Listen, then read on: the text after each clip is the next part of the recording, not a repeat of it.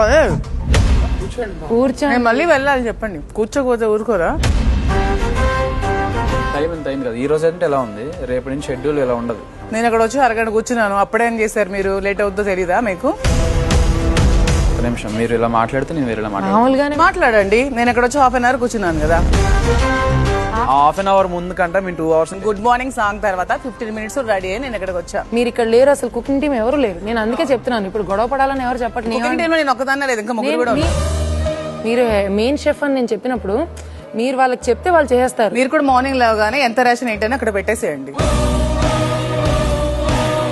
వేరేగా మాట్లాడాల్సి వస్తుంది అంటే ఎలా మాట్లాడాల్సి వస్తుంది? మేము వచ్చి కూర్చోమని చెప్తే అవన్నీ కూర్చోకపోతే ఊరుకోరా అని అంటే అప్పుడు అన్నాడు. కానీ ఇలా మాట్లాడుతానంటే మళ్ళీ కూర్చోండి అంటే నిలబడి వినకూడదు. కూర్చోండి మ్యామ్ అనేది రెస్పెక్ట్. కూర్చోండి మేడం అంటే కూర్చోపోతే చెప్పవా అనే దాన్ని ఎటకారం అని అంటారు.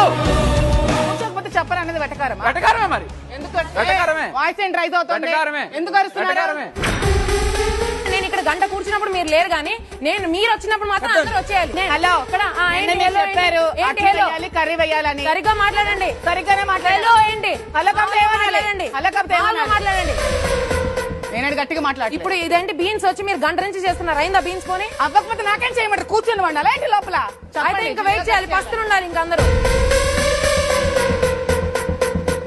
మాట్లాడదాం అని పిలిస్తే కూర్చోకపోతే చెప్పరా, అదే చెప్పకపోతే ఊరుకోరా? దాన్ని ఎటకారం అని అంటారు. వదిలేని టైం ఇవ్వండి తనకి.